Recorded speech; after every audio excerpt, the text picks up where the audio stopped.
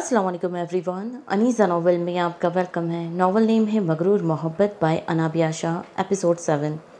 जैन खामोशी से टीवी पर मैच देख रहा था। मैमुना बेगम के जाने के बाद वो भी खाना रख कर चला गया था और अभी 1 घंटा पहले आया था और मैच देखने में मगन था। अंदर कमरे में जरनीश अपना सर पकड़ कर बैठी हुई थी। सुबह से कॉफ़ी ना पीने की वजह से सर दर्द की वजह से फट रहा था और बस अब सर दीवार में टक्कर मारने को कर रहा था।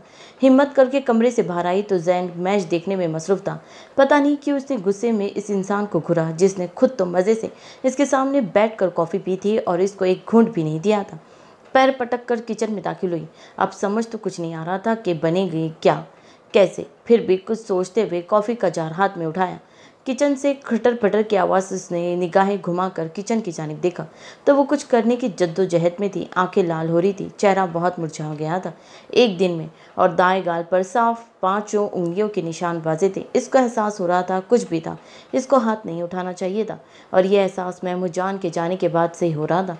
वो खड़ा हुआ और चलते हुए इसके करीब आया जो चूल्हे पर पानी चढ़ा रही थी। क्या कर रही हो, इसे पूछा तो इसने अपनी सुर्ख आंखें इसकी जानिब घूर कर देखा और चबा चबा कर बोली, मैं यहाँ कुश्ती लड़ रही हूँ, तुम भी ज्वाइन कर लो। जरनीश तमीज़ से, इसने रौब से कहा, प्लीज़ मत करो यार। इसने जुकाम ज़्यादा आवाज़ में कहा, मेरा सर दर्द फट रहा है, मैंने सुबह से कॉफ़ी नहीं पी, मुझे अगर अब कॉफ़ी नहीं मिली तो मैं मर जाऊँगी या अपना दीवार सर में मार लूँगी। क्या बोल रही हो, दीवार सर में मार लूँगी? जैन ने अजीब सा मुँह बनाकर कहा, प्लीज़ ये देखो, मैं हाथ जोड़ रही हूँ, अगर कॉफ़ी बनानी आती है तो मुझे बनाकर दे दो, अल्लाह का वास्ता है तुम्हें, जो कहोगे वो करूँगी। इसे बाकायदा हाथ जोड़ कर कहा। जैन ने इसकी हालत पर बेसाख्ता कहका लगाया और हंसते हुए किचन में दाखिल हुआ। यार जर तुम्हें एक कॉफ़ी तक नहीं बनानी आती है, इसे काफ़ी फ्रैंकली होकर कहा तो वो गश खाने के दर पर थी। वो तो शौक की कैफियत में चूल्हे के पास से हिल तक नहीं पाई थी। इसने तो बस इसको यहाँ से भेजने के लिए कहा था कि कॉफ़ी बना दो। इसको ज़रा अंदाज़ा नहीं था कि वो वाकई में कॉफ़ी बना लेगा। इसने इसके शौक ज़रदा चेहरे को देखकर एक बार फिर कहका लगाया और हंसते हुए इसके गाल पर एक चुटकी काटी और कॉफ़ी फेंटने लगा। तुमको पता है मैंने ये कॉफ़ी किससे सीखी थी? और वो कॉफ़ी फेंटते हुए बोला, किससे? वो इसके बराबर में ही खड़ी हुई थी, शेल्फ पर दोनों हाथ रखते हुए बोली, अपने बाबा से, उन्होंने सिखाई थी। अच्छा वाह, तुम्हारी फैमिली में कौन कौन है? इसने मुस्कुराते हुए पूछा। जब वो इसे अच्छे से बात कर रहा था तो इसने सोचा वो भी कर ले, कोई हर्ज नहीं। ज़र लास्ट टाइम समझा रहा हूँ, वो भी प्यार से। तुम मुझे आप बोलोगी और अगर ना बोलो तो? वो इतना कर बोली, उम्मीद करता हूँ रात वाले थप्पड़ तुम इतनी जल्दी नहीं भूली होगी। इसे कॉफ़ी कप में डालते हुए कहा, वो भी भूलने वाली चीज़ है, वो तो मैं ज़िंदगी भर नहीं भूलूंगी। गाल पर हाथ रखते हुए वो बुझे लहजे में बोली, तो अगर अब तुमने मुझको आप नहीं कहा तो मैं वो थप्पड़ तुम्हें एक बार फिर याद करवा सकता हूँ, तो इसलिए तुम मुझे आप से ही मुखातिब करोगी अगर ज़िंदगी चाहती हो तो, वरना मुझसे बुरा कोई नहीं होगा। कॉफ़ी का कप इसके हाथ में थमाते हुए बोलकर वापस अपने मैच की जानिब चला गया। जरनीश ने पीछे से इसको मुंह चिढ़ाया और इसके बराबर में जाकर बैठी। यहाँ क्यों बैठी हो, अंदर जाके सो जाओ, रात ज़्यादा हो रही है, मुझे अभी नींद नहीं आ रही है, देर से सोने की आदी हूँ और अब तो कॉफ़ी पी रही हूँ तो और देर से नींद आएगी। वो कॉफ़ी का सिप लेते हुए बोली, वैसे कॉफ़ी अच्छी बनाई है आपने, थैंक्स। इसने खुश दिली से उसकी तारीफ़ की। मैं बहुत अच्छा कुक हूँ, इसने चैनल चेंज करते हुए कहा। तो फिर आप मुझे क्यों बोल रहे हैं फिर खाना बनाना सीखने का? इसने बुरा सा मुँह बनाते हुए कहा। जैन ने इसके मुँह बनाने पर कहका लगाया, क्योंकि घर औरत संभालती है और मर्द बाहर का काम संभालता है, इसलिए अगर मैं ही खाना बनाऊं और मैं ही बाहर कमाऊं तो फिर तुम क्या करोगी? घर में बैठकर मोटी हो जाओगी। कोई नहीं होती मैं मोटी, इसने निगाह टीवी पर मरकोज करके कहा। जैन ने उसकी तरफ संजीदगी से देखा और नज़रें घुमाकर फेर कर इसके दाएं गाल पर गई जहाँ उंगलियां साफ दिखाई दे रही थी। एक बात पूछूं जैन? जैन ने संजीदगी से पूछा तो इसने अपना रुख इसकी जानिब किया। थप्पड़ बहुत ज़ोर से लगे थे, इसने इस बात में सर हिलाया तो मैकेनिक के अंदाज में इसका हाथ इसके गाल पर गया। जरनीश को ऐसा महसूस हुआ जैसे इसके जिस्म में किसी ने करंट छू दिया और दिल भी एक अलग ही ताल पर धड़क रहा था। अब भी दर्द हो रहा है? इसने आहिस्ता से उसके गाल पर अपना हाथ फेरते हुए पूछा तो इसके इतने प्यार से पूछने पर अपनी बेतरतीब हुई धड़कनों के साथ अस्बात में सर हिलाया। आंखों में बेसाख्ता नमी जमा होने लगी। जैन ने अपने लब भींचे। आई एम सॉरी, इसे जब से कहा। तुम चुप नहीं हो रही थी, मेरे पास तुम्हें चुप करवाने का कोई और तरीका मसीर नहीं था, इसीलिए मेरा हाथ उठ गया और मुझे पता ही नहीं क्या हो गया था, मैंने तुम पर हाथ उठाया। इसने उसको शर्मिंदा देखा तो चेहरे पर एक मुस्कुराहट आई और इसके हाथ पर अपना हाथ रखा। आइंदा नहीं मारना, इसीलिए मैंने तुम्हें माफ़ किया। नहीं, कभी नहीं, लेकिन पता नहीं क्यों मुझे ऐसा लग रहा है तुम्हें एक बार फिर थप्पड़ पड़ेंगे, इसने संजीदा होकर कहा। तो इसने नासमझी से इसकी जानिब देखा। और पता है क्यों पड़ेंगे तुमको थप्पड़? क्यों? तुम्हें कितनी बार बोल चुका हूँ, आप बोलो मुझे। तुम क्या लगाया हुआ है? उप्स सॉरी, इसने दांत दिखाते हुए कहा तो वो भी मुस्कुराते हुए इसकी गाल से हाथ नीचे किया। वैसे जरमीन ने कुछ सोचा है? वो पीछे सोफे पर टेक लगाकर रिलैक्स अंदाज में बोला। क्या सोचा है? क्यों ना हम दोनों अपने रिश्ते को एक मौका दें। जरनीश ने हैरत से आंखें बड़ी करके देखा। क्या मतलब? आपकी मेरी बात का मतलब ये है कि मैं जानता हूँ जिस रिश्ते में तुम और मैं बंधे हैं वो बहुत अलग रिश्ता है। इसकी अहमियत मेरे नज़दीक बहुत है और बहुत पाक और मुक़द्दस रिश्ता है, लेकिन हम दोनों ही इस रिश्ते को एक्सेप्ट नहीं कर सकते हैं। मैं मानता हूँ हम दोनों में मोहब्बत नहीं है, लेकिन हम दोनों का कोई ऐसा रिश्ता नहीं है जिसमें हम दोनों एक दूसरे से नफरत करें। इसलिए मियाँ बीवी का रिश्ते को एक मौका ना दो, लेकिन दोस्ती के रिश्ते को हम दोनों एक मौका दे सकते हैं। तो क्या बोलती हो, करोगी मिस जरनीश जैन अलाउद्दीन मुझसे दोस्ती? इसने अपनी हथेली इसके आगे फैलाकर पूछा, जिस पर वो बेसाख्ता मुस्कुराई और अपना हाथ इसके हाथ पर मुस्कुराते हुए रख दिया। वो भी मुस्कुराया। अब तो हम दोनों दोस्त हैं। जरनीश कप सामने टेबल पर रखते हुए बोली। तो कुछ तुम अपने बारे में बताओ, कुछ मैं अपने बारे में बताती हूँ। चलो ठीक है, पहले तुम बताओ, इसके बाद मैं बताऊँगा अपने बारे में बहुत सारा वाला कुछ। ओके तो सुनो। गाजी जी, आपको एक बात बताऊं? हानम एक्साइटेड होते हुए बोली। गाजिया ने इस वक्त अपना ऑफिस का काम अपने रूम में ही कर रहा था। हानम बराबर में सोफे पे बैठते हुए बोली। बोलो, मसरूफ़ से अंदाज में कहा। आपको पता है हमारी जो इंग्लिश की मिस है ना, मिस फरजाना, इनकी शादी हो गई है, तो वो अपने ससुराल चली गई है। फिर हाथ तेज़ी से टैप राइडर पर चल रहे थे। वो बहुत मसरूफ़ था, लेकिन हानम की भी बात सुन रहा था और हम करके ही जवाब भी दे रहा था। तो आपको पता है इनकी जगह हमारे नए सर आए हैं। गाजियान के हाथ एकदम थमे और निगाहें उठाकर हानम की जानिब देखा, जो पेन से हाथ पर कुछ लिखने की कोशिश कर रही थी और साथ साथ बोल भी रही थी। आपको पता है वो इतने अच्छे हैं, आपने देखा है इनको?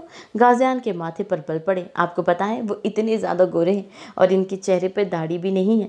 वो तो इतने प्यारे हैं दिखने में। गाजियान ने आंखें छोटी करके हानम को घूरा, जो बगैर शर्म के अपने शौहर के सामने ही दूसरे मर्द की तारीफ कर रही थी और बड़े धड़ल्ले से बोले रही थी।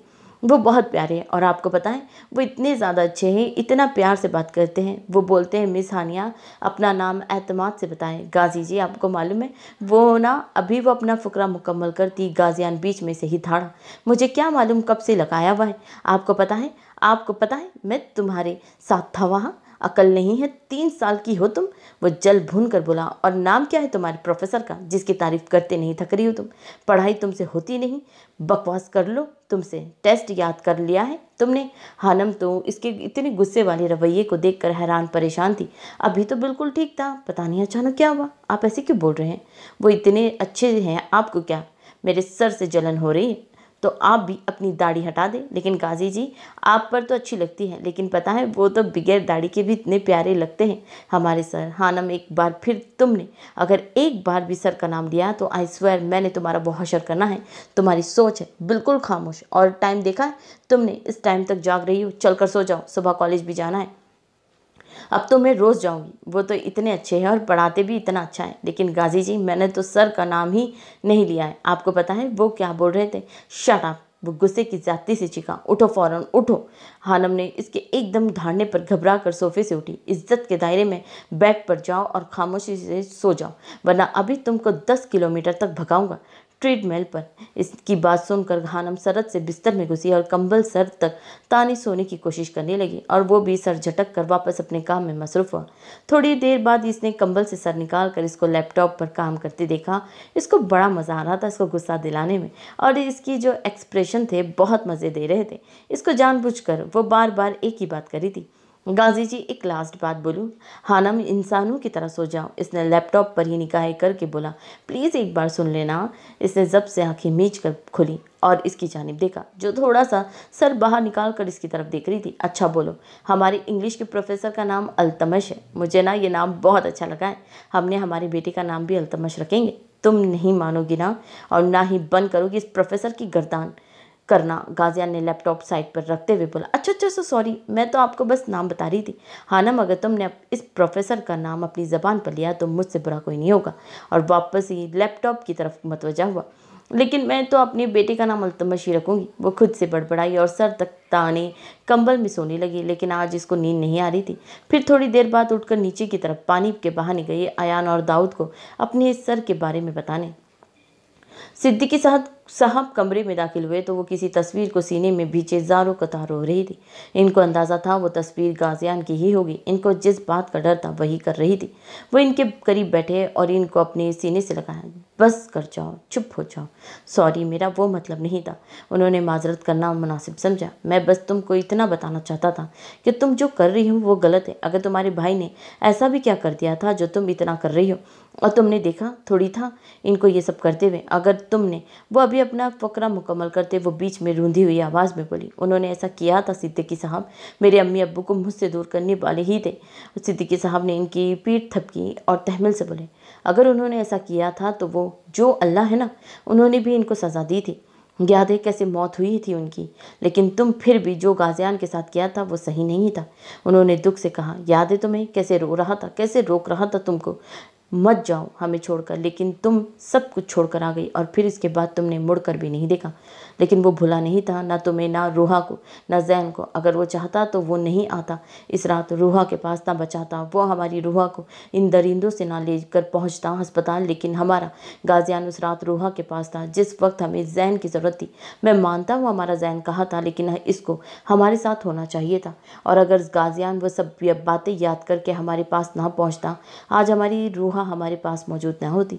सिद्दीकी साहब मैं क्या करती जब मुझे भाभी ने बताया था कि भाई ने अम्मी अब्बू का कत्ल किया है, वही इनके कातिल है, तो मुझे कुछ समझ ही नहीं आया मुझ पर क्या गुजरी थी इस रात को जो उन्होंने मुझे बताया। इसके बाद इस बात को जिस धड़ल्ले से भाई ने माना था, मुझे इस वक्त जो समझ आया मैं कर गुजरी थी। माजी भाभी, मुझे तो कुछ समझ ही नहीं आ रहा कि हम पर ये कैसी क़यामत टूटी है। अम्मी अब्बू कैसे चले गए इस दुनिया से। एक बार, सिर्फ एक बार वो इंसान मेरे सामने आ जाए, मैं उस शख्स को ज़िंदा नहीं छोड़ूंगी। वो अपने सामने बैठी पर नूर चेहरा जो सफ़ेद हाली के हिजाब में मुकी था, इनको देखकर वो दुख से बोली, वो इंसान हमें मिल जाए जिसने हमारे माँ बाप को मारा है। फ़रत बेगम ने नम आँखों से अपनी ननन की तरफ देखा जिसको अपनी बहनों से भी ज़्यादा चाहती थी। मुझे नहीं पता है फ़ौज़िया मेरी कितनी ज़िंदगी बची है, लेकिन मेरा दिल कहता है मैं बहुत जल्द ही यह जहाँ छोड़कर चली जाऊँगी। मैंने अपनी दोस्त को बोल दिया है कि वो मेरे बच्चों का ख्याल रखे, लेकिन मैं तुमसे भी बोलती हूँ मेरे 3 फूलों का ख्याल रखना। मैं तुम्हें एक बहुत बड़ा राज बताना चाहती हूँ, क्योंकि मैं इस राज के साथ इस दुनिया से नहीं जाना चाहती। मैं गुनाह को तरजीह नहीं देना चाहती। क्या मतलब है भाभी, कैसी बातें कर रही है आप? मुझे कुछ समझ नहीं आ रहा। और अल्लाह ना करे आपको कुछ हुआ, आपका साया आपके बच्चों पर सलामत रखे। फ़ौज़िया तुम मेरी बात को ठंडे दिमाग से सुनना।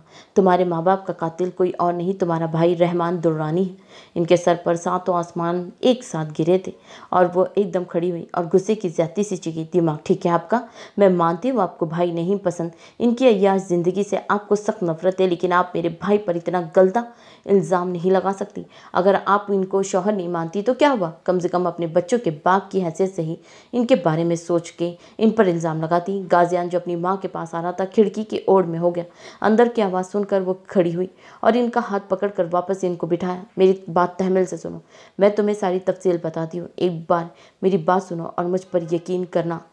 वो जो काम कर रहे हैं ना आजकल, तुम जानती ही ना हो क्या करते फिर रहे हैं। ये सारी बातें अब्बू को पता चल गई थी। वो ड्रग स्मगलिंग कर रहे थे, वो बुरे कामों में मलवस हो गए थे। इस वजह से उन्होंने इससे उनकी बात समझने की कोशिश करी, लेकिन जब उन्होंने ये बात ना मानी तो मजबूरन होकर इनको ये धमकी देनी पड़ी कि ये सब बातें पुलिस को बताएंगे। और फिर भी नहीं माने। फिर इन दोनों ने फैसला किया कि वो ये बात पुलिस को बता देंगे और एक साथ ही कंप्लेन करने गए थे। और जब ये दोनों बाहर अपनी गाड़ी में निकले तो उन्होंने इनका एक्सीडेंट करवा दिया। वो बहुत बेयकीनी से अपनी भाभी की बातें सुन रही थी, जिनमें इनको 100% सब दुरुस्त लग रहा था। और ये सब बातें खुद मैंने अपने कान से सुनी थी। और तुम्हें मालूम है, वो अभी अपनी बात को पूरी करती पीछे से रहमान दुर्रानी की आवाज़ पर वो दोनों घूमी। बहुत अच्छा किया तुमने इसको सब बताकर। गाजियान अपने बाप को देखकर मस्जिद अंदर की तरफ हुआ, वरना मैं खुद इसको बताने वाला था। फ़ौज़िया बेगम ने फटी फटी आंखों से इनकी तरफ देखा और बेयकीनी की कैफियत में बोली, भाई आप झूठ बोल रहे हैं ना, ऐसा नहीं हो सकता। आप अम्मी अब्बू के साथ ऐसा नहीं कर सकते, ये सब झूठ है ना। बोले ऐसा मैं कर चुका हूँ और मैं ये क्या करता, मेरे पास कोई और दूसरा रास्ता नहीं था। और बार बार मुझे पुलिस में जाने की धमकी दे रहे थे और बोल रहे थे ये कर देंगे वो कर देंगे, तो मैं क्या करता।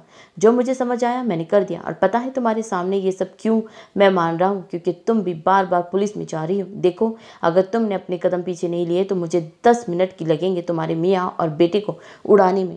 क्या बोलती हूँ, एक कॉल कर दूँ और काम तमाम। फौजिया याद रखना, मेरे लिए सिर्फ पैसा ज़रूरी है और कुछ नहीं। इसीलिए अपने दिमाग में ये बात बिठा लो कि मेरा तुमसे कोई ताल्लुक होगा, मुझे फ़र्क नहीं पड़ेगा अगर तुम बेवा हो गई। घिन आती है तुम्हें अपना भाई बोलते हुए।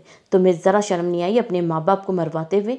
नहीं, मुझे कसम कसम से बिल्कुल नहीं आई, उन्होंने मजाक उड़ाने वाले अंदाज में कहा। लेकिन तुम्हारे शौहर को मरवाने में मुझे थोड़ी सी शर्माहट तो आएगी। फिर क्या बोलती हूँ, कॉल करूँ और काम तमाम करा दूँ? इनका कोई ज़रूरत नहीं है, जा रही हूँ मैं, तुम्हारी ज़िंदगी से कभी नहीं आऊँगी। लेकिन मेरी बद्दुआ है तुम्हें, अल्लाह करे तुम कुत्ते की मौत मरो। तुम्हारी मौत इतनी भयानक हो पूरी दुनिया देखे और तुमसे इबरत हासिल करे। जो माँ बाप के साथ ऐसा करते हैं उनके साथ ऐसा होता है और इंशाअल्लाह तुम्हारे साथ ये सब होगा, क्योंकि ये एक बेटी की बद्दुआ है। और वो वहाँ रुकी नहीं थी, जैन और रूहा को लेकर दुरानी मेंशन छोड़कर हमेशा के लिए चली गई थी। वो मकरू कहका लगा कर हंसे और इनकी नज़र फरहत बेगम की तरफ पड़ी। गाली, औरत तेरी हिम्मत कैसी हुई ये सब अपने मुंह से उगलने की? तूने आज ये बात इसके सामने भौंकी है तो ये बात और किसी और के सामने भी भौंकेगी, इसीलिए तुझे जिंदा रहना ज़रूरी नहीं है। और वो अगला सांस तक नहीं ले पाई थी और इसी रात इस दुनिया को छोड़कर चली गई थी। और ये सब कुछ गाजिया ने अपनी आंखों से देखा था। इसमें इतनी हिम्मत नहीं थी कि वो अपने फिरौन सिर्फ बाप को रोक पाता। वो वहीं बुत बना खड़े रह कर देख रहा था। उस रात उस घर से एक जनाजा नहीं उठा था, 2 जनाजा उठे थे। दूसरी जनाजा खुद रहमान दुरानी का था जो पुलिस रेड में मारे गए थे और वो इनका पार्टनर राना का भाई। इन दोनों को पुलिस इनकाउंटर में गोलियों से छन्नी कर दिया गया था। और इस रात एक इंसान का दिल भी पत्थर हुआ जो हंसना तक भूल गया था, जिसने अपने सामने अपने बाप को अपनी माँ को मारते देखा था, जिसने देखा था इसकी फुप्पू इसको छोड़कर चली गई थी जब इनको सबसे ज़्यादा इनकी ज़रूरत थी। उस रात इसने देखा था अपने छोटे छोटे भाइयों को रोते हुए। उस रात अगर किसी ने इसको सीने से लगाया था, उसकी नम आंखें पूछी थी, वो थी मैमुना बेगम, जिनके आगोश में इसको अपनी माँ की खुशबू मसीर हुई थी। लेकिन इसने उस रात ठान लिया था कि वह दुनिया के ऐसे नासूरों को इस दुनिया से ख़त्म कर देगा और इसने ऐसा भी किया था। हाल मैं मानती हूँ सिद्दीकी साहब, मुझे जाना चाहिए था, उन्होंने अपनी आंखें साफ करते हुए कहा, इन तीनों के पास। लेकिन मुझे इस घर से नफरत हो गई थी, मैं चाह कर भी नहीं जा पाई। लेकिन देखा आपने, गाजी एक बार भी नहीं आया मेरे पास। मैं मिलना चाहती थी उससे जब वो हमारी रूहा को अस्पताल लेकर पहुंचा था, लेकिन वो मुझसे मिला ही नहीं, चला गया। वो थोड़ी देर रुक कर इसके बाद वो रूहा से मिलता, आपसे मिलता, लेकिन मुझसे नहीं मिलता था। और वजह मालूम है मुझे, यही वजह है कि मैं नहीं आई थी इन तीनों के पास। लेकिन मुझे नफरत हो गई थी सिद्दीकी साहब, मेरे बस में नहीं था कि मैं क्या करती। आप खामोश हो जाए और ये निकाह होने दें। रूहा दाऊद से मोहब्बत करती है और गाजी दाऊद और रूहा दोनों से बेइंतहा मोहब्बत करता है, जिस वजह से वो आपको माफ़ कर देगा। आप परेशान ना हो और दुआ करें। आपकी बेटी दाऊद को अपना माजी बताने गई है, उसकी ज़िंदगी में क्या हुआ था जाने इसको बदल कर रख दिया था, और दुआ करें वो समझे आपकी बेटी को, वरना मैं जानता हूँ जो पहले ना हुआ था वो अब होगा। मेरी रूहा गाजी ने संभाल लिया था, लेकिन इस बार इसको कोई नहीं संभाल पाएगा। अल्लाह करे जो आप सोच रहे हैं वैसे ही हो, लेकिन मेरा दिल नहीं मान रहा सिद्दीकी साहब, कुछ नहीं होगा, ये सब अल्लाह पर छोड़ दे। वो इनको तसल्ली देने लगे। वो दोनों ओपन रेस्टोरेंट में बैठे हुए थे और एक दूसरे के हाल हवाल दरियाफ्त करके चुप हो गए थे। इन दोनों के पीछे खामोशी थी जिसको दाऊद की आवाज़ ने तोड़ा। मुझ में हिम्मत तो नहीं है कोई बुरी खबर सुनने की, लेकिन आपके बाबा मम्मा का जो फैसला होगा मुझे मंजूर होगा। दाऊद के सर एक बहुत बड़ी टेंशन थी जो वो बयान भी नहीं कर सकता था। मैं अपने बाप को बाबा और अपनी माँ को मम्मा नहीं बोलती, इसे संजीदगी से कहा। रूहा आज हद से ज़्यादा ही कुछ संजीदा थी और ये बात भी इसको बेहद परेशान कर रही थी। जी, आप अपने बाबा को बापू और मम्मा को मातारी बोलती हैं, मुझे मालूम है। प्लीज़ आप नतीजा बताएं मिस रूहा। आप नहीं जानती, मुझे ऐसा फील हो रहा है कि मैं आज मैट्रिक का रिज़ल्ट लेने आया हूँ और इसका नतीजा सुनना बाकी हूँ। प्लीज़ कोई बुरी खबर मत सुनाना, इसने आखिर में इल्तिजाई अंदाज में कहा। नहीं, बुरी खबर नहीं, खबर अच्छी है, बापू मान गया है, मातारी भी थोड़ी बहुत राज़ी है, बाकी बापू इसको मना लेगा। क्या बोला आपने? इसको ऐसा लगा जैसे कुछ गलत सुन लिया हो। अपन बोल रही है बापू और मातारी मान गया है। वाकई आप सच बोल रही है ना? और आप तो राज़ी है ना मिस रूहा? दाऊद की खुशी छुपाए नहीं छुप रही थी। हाँ, अपन भी राज़ी है, बस ये सुनना था। वो बाकायदा खड़ा होकर गोल गोल घूमा था और साथ साथ जाते हुए वेटर के गले लगा। मुझे मुबारकबाद दो, मेरी मोहब्बत जीत गई। इससे अलग होकर वो बाकायदा चीखते हुए अंदाज में बोला, सब मुझे मुबारकबाद दो, मेरी मोहब्बत जीत गई है। सब दो। रोहा ने हंसते हुए अपना माथा पीटा। आसपास के टेबल के लोगों ने बाकायदा खड़े होकर तालियां बजाई, जिनको वसूल इसने सर खम करके ली। दाऊद बैठ जाए यार, सब देख रहा है। ऐसा लग रहा है अपन टीन एज में हो। यार बैठ जा। रुआ खड़े होकर इसे बोली तो वो हंसता हुआ वापस चेयर पर बैठा। यार आप नहीं जानती मैं कितना खुश हूँ। दाऊद बापू की एक शर्त है। कैसी शर्त? इसकी मुस्कुराहट चेहरे से जुदा होने का नाम नहीं ले रही थी और रूहा का चेहरा बिल्कुल सपाट था। वो बोल रहा है पहले निकाह होगा। हाँ तो पहले निकाह ही होगा ना रूहा जी। दाऊद मेरी बात सुन, वो भी गौर से। जी जी, आज तो सिर्फ आप ही को सुनना चाहता हूँ। बोले। दाऊद बापू का कहने का मतलब है मेरा और तेरा निकाह कल होगा। क्या मतलब? इसने थोड़ा नासमझी से पूछा। मतलब निकाह दाऊद, अभी सिर्फ निकाह कल होगा और ज़्यादा कुछ नहीं, इसने नॉर्मल अंदाज में कहा। लेकिन मिस रूहा, मैंने अभी तक अपने बड़े भाई से बात नहीं करी। मैं उनके बगैर कैसे कर सकता हूँ? बस भाभी को आपके बारे में बताया है और ना ही इस बात का जिक्र मैंने मैमू जान से किया है। जब तक वो लोग आपके रिश्ता लेकर नहीं आते निकाह कैसे हो सकता है? रूहा ने इसकी बात सुनी और तहमिल से बोली, मुझे ऐसा लगता है दाऊद शायद इसकी नौबत नहीं आए कि तेरा घर वाले अपन का रिश्ता लेकर आए। मतलब क्यों नहीं आएंगे वो लोग? मैं जब इनको बोलूँगा तो वो लोग लाजमी आएंगे। हर हाल में मुझे पता है। इसने पुख्ता यकीन से कहा। दाऊद, मैं तुझे इस खबर के साथ साथ एक और खबर भी देने आई है। कैसी खबर? इसने थोड़े उलझे हुए पूछा। मुझे तेरे को अपना माजी बताने का है। इसके बाद तेरी को जो सही लगेगा अपन को भी मंजूर है। लेकिन मिस रूहा, मैंने जिस दिन आपको अपने दिल की बात बोली थी मैंने उसी दिन आपको बोल दिया था कि मुझे आपके माजी से कोई सरोकार नहीं है। तो फिर वही बात क्यों? मेरे बापू ने कहा है तेरे को बता दूं। एक दफ़ा सुन ले यार। लेकिन मैं इंटरेस्ट ही नहीं हूँ इसमें। मेरी खातिर सुन ले यार प्लीज़। अच्छा बोले। इसे जब्त से कहा। वो इसकी बात नहीं टाल सकता था लेकिन इसका दिल नहीं था इसका माजी जानने का। इसे सर्द सांस खारिज की और निगाह नीचे की। वो इस वक्त ब्लैक पैंट, लेदर की जैकेट और ब्लैक ही पैंट में पहनी हुई थी और बाल पूनी टेल में मुकी थे। मेकअप के नाम पर सिर्फ लबों पर पिंक लिपस्टिक लगी हुई थी। दाऊद अपन जब 19 साल की थी तब अपन का रेप करने की कोशिश हुई थी। दाऊद को लगा वो अगला सांस नहीं ले पाएगा। इसकी आंखें एकदम साकित हुई थी और मुस्कुराहट भी सिमटी थी। इसकी बात सुनकर रूहा प्लीज़ चुप हो जाए। मैं नहीं जानता आगे। इसने अपने गले का बटन खोलते हुए बोला। इसको सांस लेने में भी दुश्वारी पेश हो रही थी। इसकी बात सुनकर रूहा ने इसकी कंडीशन देखी ज़रूर लेकिन वो खामोश नहीं हुई। अपन कॉलेज जा रही थी। रोज़ एक ग्रुप मुझे तंग करता था। पहले अपन ऐसी नहीं थी, ना ऐसी बात करती थी, ना ऐसा कपड़ा पहनती थी, ना इतना बहादुर थी। अपन एक दब्बू सी मासूम सी लड़की थी जिसको इस दुनिया का पता नहीं था, जिसकी अलग ही दुनिया थी। माँ बाप भाई, जिसमें अपन बहुत खुश रहती थी। लेकिन उस दुनिया के दरिंदों ने मुझे एक नई दुनिया से रोशनास करवाया, मुझे ऐसा बनाया जिसका अपन तसव्वुर भी नहीं करती थी। कॉलेज की वापसी पर वो ग्रुप रोज़ मेरे पीछे आता था, आवाज़ें मारता था, सीटी बजाता था, लेकिन अपन इग्नोर कर देती थी। डरती थी अपनी इज्जत से, अपने बापू की इज्जत से। उसी दिन वो लोग 4 थे और मैं अकेली। वो कुछ लम्हे खामोश हुई और सर उठाकर आसमान की तरफ देखा था। आंखों में नमी जमा होने लगी थी जिसको बेदर्दी से उसने अपने हाथ से साफ किया। पीछे से वो 2 लड़के आए थे और आगे से 2 लड़के थे। अपन ना पीछे भाग सकती थी ना आगे। पीछे भी वो दरिंदा था और आगे भी इन लोगों ने मुझे अपनी गलीज हाथों से छुआ था। मुझे पकड़कर गाड़ी में डाला और कोई 20 मिनट टाइप जगह पे थी। अपन अकेली थी, कमज़ोर थी, कुछ नहीं कर सकती थी। इस बात का वो लोग फ़ायदा उठाना चाहते थे। वो 4 थे, अपन से ताकतवर थे। दाऊद सांस रोक कर इसकी गुफ्तगू सुन रहा था। मुझे वहाँ ले जाकर पटका था, मुझे नोचने की हर मुमकिन कोशिश की थी, लेकिन मैंने खुद की हिफाजत करने की हर मुमकिन कोशिश की। लेकिन जब मैं बर्दाश्त नहीं कर पाई और थक कर अपनी सारी मज़ामत तर्क कर दी, वो अपना आप इनके जानवरों के हवाले कर दिया, तब एक फरिश्ता, सिर्फ इंसान जिसने मेरी इज्जत की हिफाजत की थी, वो गाजियान को याद करते मुस्कुराई थी, आंखों से नमी साफ की थी। फिर दाऊद की तरफ देखा जिसने ये बात सुनकर जैसे सांस ली थी। इसने खींचातानी में मेरा सर एक लोहे के रॉड पर लगा था जिस वजह से मैं कोमा में चली गई थी। 4 महीने में कोमा में थी और जब मुझे होश आया बहुत कुछ बदला था। अपन का बापू बहुत रोया था, मातारी तो जैसे ख़त्म हो गई थी। तब ऐसा महसूस हुआ था अपन टूट गई थी। तब भी अपन को एक शख्स ने संवारा था, अपन का भाई। इसने मुझे बदला था, इसने मुझे एहसास दिलाया था कि दुनिया ख़त्म नहीं हुई है, बापू और मातारी है। मैंने इनके लिए खुद को बदला, अपने आप के लिए खुद को बदला था। एक दब्बू रूहा से एक बहादुर रूहा बनी थी मैं, ऐसी बनी थी, फिर कोई मुझे तोड़ नहीं सका था। मेरे बापू ने कहा तेरी को अपना माजी बताने। मैंने तेरे को बता दिया है। इसकी शर्त है मेरा और तेरा निकाह कल ही होगा, हर हाल में, चाहे कुछ भी मसला क्यों ना हो। दाऊद, अगर कल नहीं तो फिर कभी नहीं। अपन तेरा इंतज़ार करेगी, तू सोच ले। अगर तू जौहर के बाद आ गया तो ठीक, वरना मैं समझ जाएगी तूने मेरा माजी जानकर कदम पीछे लिया है और मुझे कोई मसला नहीं है। ये तेरा लाइफ है, तेरी मर्जी है, तू कैसे गुजारे, इट्स ओके। वो खड़ी हुई और 5 मिनट तक दाऊद को देखा जो सर नीचे करे एकदम खामोश हो गया था। अपन चलती है, तेरा इंतज़ार रहेगा, बोली और खुदा हाफिज़ करके चली गई। इसके जाने के बाद 10 मिनट वो भी लड़खड़ाते कदमों से घर की जानी बढ़ा था। तो पहले मैं आपको अपने बारे में बताती हूँ, जरनीश ने मुस्कुराते हुए कहा।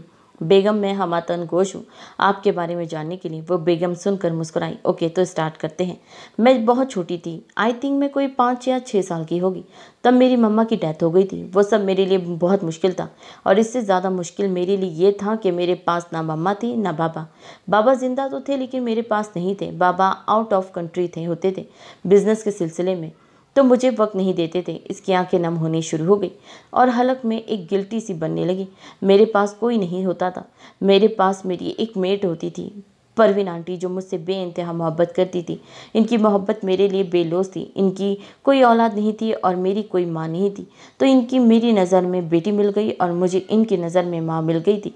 जैन सुनकर मुस्कुराया। और पता है, एक वक्त मुझे बाबा की भी ज़रूरत महसूस नहीं होती थी, क्योंकि वो मेरे पास होती थी। बाबा साल में 3 से 4 बार मुझसे मिलने आते थे। मिलना क्या होता था यार, अपने पाकिस्तान के बिज़नेस की वजह से आते थे और इसमें से थोड़ा सा वक्त मुझे भी दे देते थे। वक्त पर लगा कर उड़ता गया और मैं बाबा से मेंटली दूर होती चली गई। जब 10 साल की थी तब परवीन आंटी की तबीयत थोड़ी नासाज रहने लगी और एक रात वो मुझे अकेला छोड़कर इस दुनिया से मम्मा की तरह चली गई। फिर से जरनीश अकेली हो गई। ये लफ्ज़ इसने बहुत धीमे लफ्ज़ में बोला और कुछ वक्त के लिए इन दोनों के बीच खामोशी रही। इस खामोशी को जैन की आवाज़ ने तोड़ा। फिर आगे क्या हुआ, बोलो। जब बाबा को पता चला कि मैं वहाँ अकेली हूँ, परवीन आंटी की डेथ हो चुकी है और मैं किसी के हाथ नहीं आ रही हूँ, बीमार हो गई हूँ, अस्पताल में एडमिट हो गई हूँ, तो इनको मजबूरन सब कुछ वहाँ का वाइंड अप करके यहाँ आना पड़ा।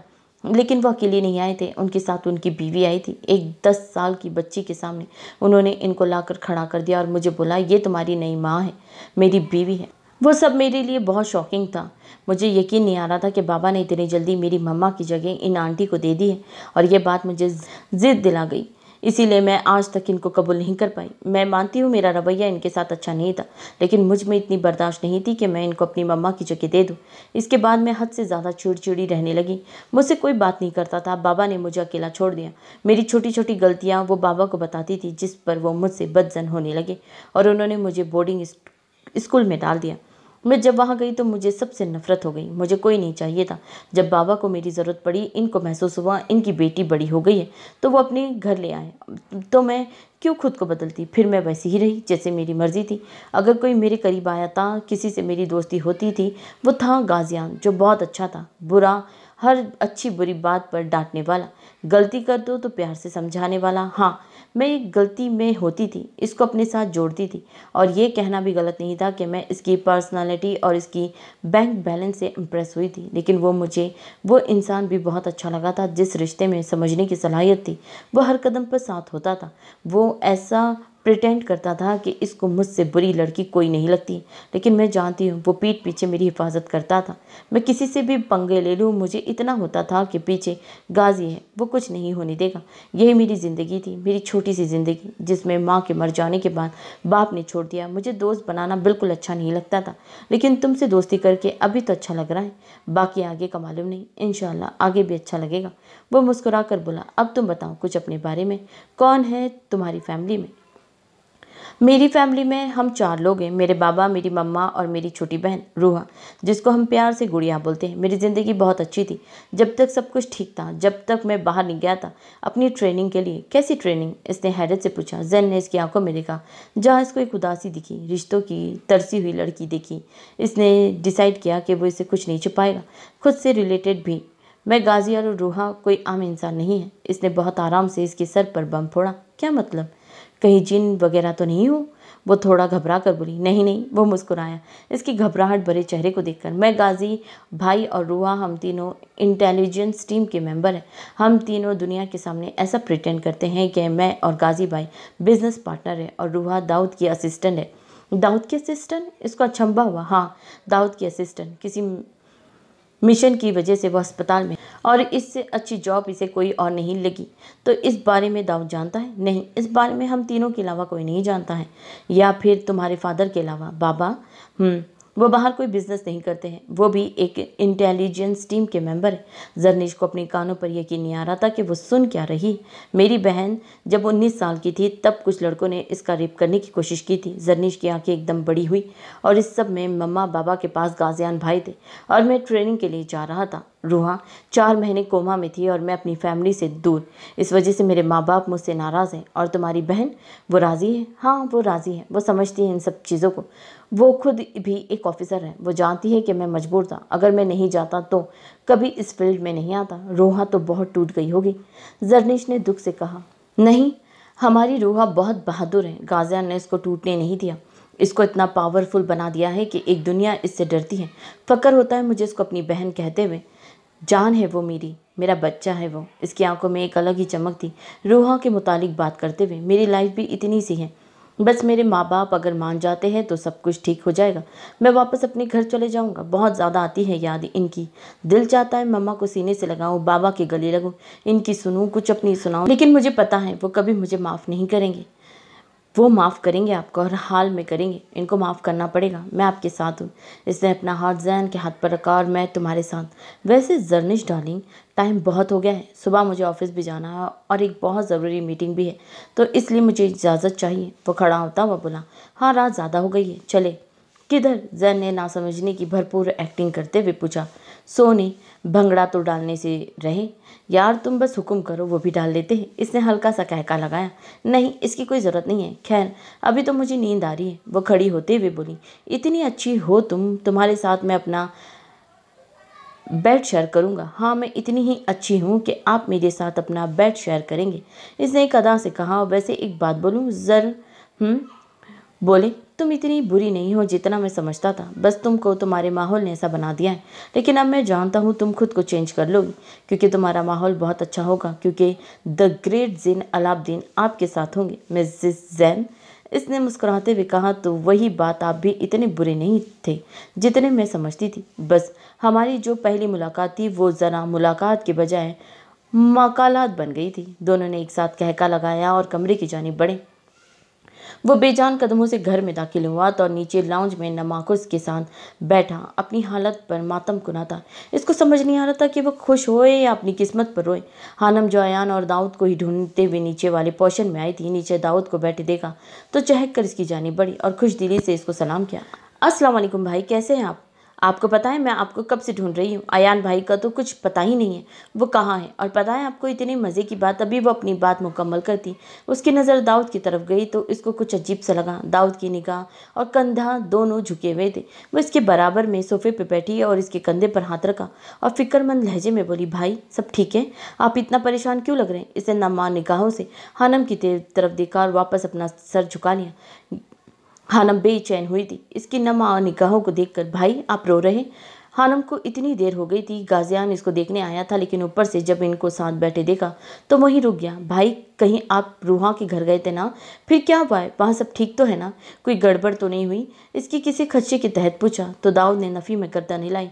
फिर क्या हुआ है भाई? आप क्यों इतना परेशान हैं? मुझे भी टेंशन हो रही है। अगर अब अपनी इतनी नहीं बताया ना आपने तो मैं रोने लग जाऊंगी। गाजियान ने सुनकर आईब्रो उठाई। मतलब इन साहिबा को पता है, लेकिन उन्होंने बताने की जहमत ना की। आप नहीं रोना भाभी, मैं गया था वहाँ, वो लोग राज़ी हो गए। अभी इसने लड़की से भी मिलकर आ रहा हूँ। फिर क्या हुआ? बोला उन्होंने। और अगर वो लोग राज़ी हैं तो आप इतना सैड क्यों हैं? इसने अपनी माजी के बारे में बताया है, दाऊद ने नम से लहजे में कहा। हानम ने सुना और इसके कंधे पर से हाथ हटाया और इसके पास से थोड़ी दूर हुई और बेयकीनी की कैफियत में बोली, तो यानी आपकी मोहब्बत इतनी कमज़ोर थी भाई कि उनकी माजी की वजह से आप इनको छोड़ रहे हैं, भूल रहे हैं। आपके लिए अभी थोड़ी देर पहले वो क्या मुकाम रखती थी? आपकी पहली नज़र की मोहब्बत ये थी? आपकी फीलिंग्स रूहा के लिए ये थी कि उन्होंने अपना माजी बताया और आपकी मोहब्बत ख़त्म? इससे तमस्कराना अंदाज में बोला तो दाऊद ने अचंभे से हानम की जानिब देखा। वो सबसे ऐसी समझदारी वाली बातों की उम्मीद कर सकता था, यहाँ तक कि अयान की जानिब से भी कर सकता था, लेकिन हानम की जानिब से नहीं। लेकिन वह हानम से नहीं। दाऊद ने अपने शौक ज़रदा चेहरे को ठीक किया और वापस खुद को कंपोज करके बोला, भाभी मैं पीछे नहीं हट रहा हूँ। तो फिर आपको अगर उन्होंने अपने माजी के बारे में बताया है तो आपको इनके माजी से प्रॉब्लम है? आपने तो रूहा से मोहब्बत की थी ना कि उनके माजी से? आपको पता है महबूब को इसकी अच्छाई बुराई समेत आपको कबूल करना पड़ता है। फिर ये कैसी मोहब्बत हुई कि आपको उन्होंने अपनी थोड़ी सी गलती बताई या फिर जो गलती उन्होंने ना की हो इनसे हो गई हो, इसकी सज़ा आप इनको दे रहे हो? आपने तो मोहब्बत की है ना उनसे, तो मोहब्बत ऐसी होनी चाहिए जिसमें ये सब ना हो कि उसका माजी ऐसा है तो हम उसको कबूल नहीं कर सकते हैं। दाऊद को इसकी बातों में एक वजन लगा। वो सीधा होकर बैठा। ऊपर रेलिंग के पास खड़े गाजियान को भी खुशगवार हैरत हुई। इसकी भी उम्मीद के बरक्स इसने इतनी समझदारी वाली बात की थी। मैं आपको एक बात बोलूं? बोले। भाभी मैंने इनको 70,000 बार मना किया था, मुझे अपना कैसा भी माजी हो मत बताओ।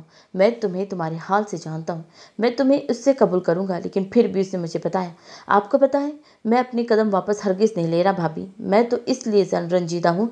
उस लड़की ने अपनी लाइफ में कितना स्ट्रगल किया है, कितनी तकलीफ झेली है। दाऊद ने रूहा का मुस्कुराता चेहरा याद करते हुए कहा। कोई देख कर ये नहीं बोल सकता था उसकी लाइफ इतनी क्राइसिस से गुजरी है। हम लड़कियां तो होती ही बहादुर है। हमारी लाइफ में कुछ भी हो जाए, मैथ्स का सवाल हो या फिर केमिस्ट्री की, कोई एजुकेशन या फिर ज़िंदगी में कोई भी मसला हो, हम यूं हल निकाल लेते हैं। इसने चुटकी बजाते हुए कहा। दाऊद ने इतनी देर बाद दिल से कहका लगाया। जिस उलझन में वो था वो उलझन हानम ने दूर कर दी थी। लेकिन भाभी एक प्रॉब्लम है। कैसी प्रॉब्लम भाई? वो जो लड़की है ना, उसके फादर बोल रहे हैं अगर कल की तारीख निकाह नहीं हुआ तो फिर कभी नहीं होगा, और अगर मेरे निकाह में मैमू जान शामिल नहीं हुई तो वो जान से मार देगी। इस बार गाजी भाई के निकाह पर तो वो बर्दाश्त का घूंट पी गई थी, लेकिन मेरे वाले पर नहीं पिएगी। और यार चलो मैं मैमू जान को कल की कल के लिए मना लेता हूँ, लेकिन ग्रीन मॉन्स्टर का क्या करेंगे? गाजियान याद आते ही वो फौरन बोला। लेकिन भाई आप मैमू जान से भी कैसे बात करेंगे? अभी आपको पता है जोया से मेरी मुलाकात हुई थी दोपहर में, जब मैं कॉलेज से आई थी। तब उन्होंने बताया कि मैमू जान बहुत गुस्से में है। जैन भाई ने उनसे बदतमीजी की है। अभी जिसको अपनी जान प्यारी नहीं है वो इनसे मुलाकात कर ले। अगर ऐसे में आपने उनसे निकाह की बात की तो एक हाथ ये टांग और आपकी तोड़ेगी। क्यों जैन भाई ने मैमू जान से बदतमीजी की है? इसे माथे पर बल डालकर कहा। वो गाजी जी ज़बरदस्ती इनकी शादी जरनीश से करवा दी है। वो चीज़ इनसे बर्दाश्त नहीं हो रही थी और कहीं का गुस्सा उन्होंने कहीं निकाल दिया। यार जैन भाई अभी ही करनी थी आपने बदतमीजी। वो खुद से बड़बड़ाया। यार फिर एकदम कुछ सोच कर चहका। मेरे पास एक आइडिया है भाभी। कैसा आइडिया भाई? क्यों ना मैं कल निकाह कर लेता हूँ और जब वो लोग सही से राज़ी हो जाएंगे तो हम दोबारा निकाह कर लेंगे। इस वाले निकाह के बारे में किसी को बताएंगे नहीं, खामोश रहेंगे। कैसा है? उसने बोलकर दांत तलब निगाहों से हानम की तरफ देखा। हाँ भाई ये बेस्ट आइडिया है, आप ऐसा ही करें। इससे ये होगा किसी को पता भी नहीं चलेगा। अगर बाद में पता भी चला तो जब तक सबका गुस्सा खत्म हो जाएगा। तो भाभी कल चलेंगी आप मेरे साथ? जी भाई मैं तो लाजमी चलूँगी। मेरे भाई का निकाह है तो मैं हर हाल में जाऊँगी। तो फिर ठीक रहा, मैं और आप चलते हैं और मैं अपने कुछ दोस्तों को साथ में ले चलूँगा। जी ठीक है, लेकिन भाभी आप तैयार नहीं हो सकती हैं। इसको हानम का मेकअप करने का ख्वाब याद आते ही वो बोला। क्योंकि अगर आप तैयार हुई तो ग्रीन मॉन्स्टर को पता चल जाएगा और वो हम दोनों को जिंदा नहीं छोड़ेंगे। ऊपर खड़े गाजिया ने एक संजीदा सी निगाह इन दोनों पर डाली और अपने कमरे की तरफ चला गया। वैसे भाभी अयान कहाँ है? इसको भी साथ ले ही लेता हूँ, वरना जिंदगी खराब कर देगा, इतने ताने मारेगा। वैसे है कहाँ वो इस वक्त? इसने कमरे की जानिब देखते हुए पूछा। भाई सुबह से ही अपने कमरे में अभी तक नहीं बाहर आए। हो क्या गया है इसको? इस दिन भी इतना सैड था। मैं देखता हूँ। वो खड़ा होते हुए बोला। तो भाभी डिसाइड रहा, आप मैं अयान कल निकाह में जा रहे? जी भाई डन। और ये बात हम तीनों पार्टनर में ये बात राज रहेगी। ओके भाई। हाना मुस्कुराकर बोली तो दाऊद ने मुस्कुराते हुए गर्दन इस्पात में हिलाई और दोनों एक साथ ऊपर की तरफ बढ़े। दाऊद अयान के रूम की जानिब और हाना मुस्कुराते हुए अपने रूम की जानिब। दाऊद ने अयान के कमरे की नॉब पर हाथ रखा तो वो लॉक था। पहले तो दरवाज़ा नॉक करने लगा, फिर याद आया कि उसके पास भी उसके कमरे की डुप्लीकेट चाबी है। वो निकाल कर दरवाज़ा अनलॉक किया। दरवाज़ा जैसे ही खुला अंदर के सब मंजर धुंधला धुंधला सा था। सिगरेट बहुत मिकदार में पी गई थी। पूरा कमरा धुआं धुआं हो रहा था। वो खांसते हुए हाथ से धुआं हटाता हुआ मजीद अंदर दाखिल हुआ। अयान औंधे मुंह बेड पर निढाल पड़ा हुआ था। इसका तो दिमागी धुआं देखकर खराब हो गया था, लेकिन अयान को इस तरीके से देख वो एकदम परेशान होकर इसकी तरफ बढ़ा। लेकिन कमरे में सांस लेने में बहुत दुश्वारी हो रही थी। जल्दी से इसने खिड़कियों में से पर्दे हटाए जिससे कमरे से थोड़ा धुआं कम हुआ और जल्दी से वो इसके करीब हुआ। अयान क्या हुआ यार? उठ, इसने फिक्रमंदी से उसका सर अपनी गोद में रखते हुए कहा। अयान, आँख खोल यार, क्या हुआ है बताओ तो। इसने आंखें खोली जिसमें सिर्फ वीरानी थी। पहले तो माओ दिमाग के साथ इसको देखता रहा। वो बहुत कुछ बोल रहा था लेकिन इसको समझ नहीं आ रहा था। लेकिन जब दिमाग बेदार हुआ तो सुबह वाला वाकया आंखों के सामने लहराया। जोया का रवैया आंखों में याद आया तो आंखों में नमी जमा होने लगी और दाऊद को अपने सामने देखकर वो इसके गले लगा। पहले तो खामोशी से लगा रहा। दाऊद भी खामोश था। कुछ कुछ तो वो समझ गया था, लेकिन जब कोई रिस्पॉन्स इसकी तरफ से ना आया तो परेशान होकर इसकी पीठ थपकते हुए पूछा, अयान बोल तो सही मेरे भाई, क्या हुआ है? बोल मेरा बच्चा, क्या बात है? जो चाहिए बता तो सही, तेरा भाई ला कर देगा। इसने उसको मजीद सीने में भींचा और फूट फूट कर रोने लगा। दाऊद भाई, जोया, मेरी जोया नहीं, मैं मर जाऊंगा यार। दाऊद भाई, जोया। वो इसके गले लगे फंसी फंसी आवाज़ में बोला। अयान क्या हुआ है? अपनी जोया को यार होश में आओ। अयान क्या हुआ है बता तो ये सही मेरी जान। इसने इसकी पीठ थपकते हुए कहा। शेर बन, बता क्या हुआ है। अयान, इसका तो दिल ही कांप गया था। इसको इतनी हिचकियों से रोते देखकर अयान के गले में गिल्टी सी फंसने लगी थी। आवाज़ हलक से निकलना भी बंद हो गई थी। फिर भी हिम्मत करके बोलने की कोशिश की। भाई, आंखें रोने की वजह से लाल सुर्ख हो रही थी। चेहरा लाल सुर्ख हो रहा था, बाल बिखरे हुए थे और अटकते अटकते हुए बोला, जोया बोल रही है उसका रिश्ता आया है और इसने मेरे सामने फ़ोन करके हाँ कर दी है। वो इससे अलग होकर नम से लहजे में कहा, जिस चेहरा आंसू से तरता। तो दाऊद ने नासमझी से कहा, तो क्या भाई मैं मर जाऊंगा? अगर जोया अयान की नहीं हुई तो मैं जी नहीं पाऊंगा। क्या बोल रहा है? पता भी है तुझे? तूने कहा था कि तुझे मोहब्बत नहीं है, तो फिर इतनी तकलीफ क्यों हो रही है तुझे दाऊद? दाऊद ने उसको इसकी बात याद दिलाते हुए कहा, मोहब्बत नहीं है ना उससे, तो फिर ये सब क्या है अयान दुर्रानी? और तुम किसकी इजाज़त से अपनी ये हालत करके बैठे हो? गाजी भाई को पता चला ना कि तुमने अपनी ये कंडीशन कर ली है, खुदा की कसम वो छोड़ेंगे नहीं तुम्हें। भाई, मुझे जोया चाहिए, मैं बर्दाश्त नहीं कर सकता इसका नाम भी किसी के साथ। लेकिन तूने कहा था कि तू मोहब्बत नहीं करता। दाऊद की बस एक ही गर्दान थी, वो इसको एहसास दिला रहा था। वो चाहता था कि वो एक बार ही सही, लेकिन अपने मुंह से कन्फ्रेंस करके वो जोया से मोहब्बत करता है, इसीलिए इसको बार बार एक ही बात बोल रहा था।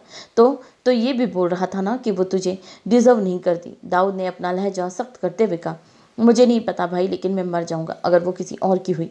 या पागलपन है अयान दुर्रानी, तुम ऐसा अपनी ज़िंदगी ख़त्म नहीं कर सकते हो और वो तुमसे मोहब्बत करती है और इसी वजह से हम कुछ नहीं कर सकते।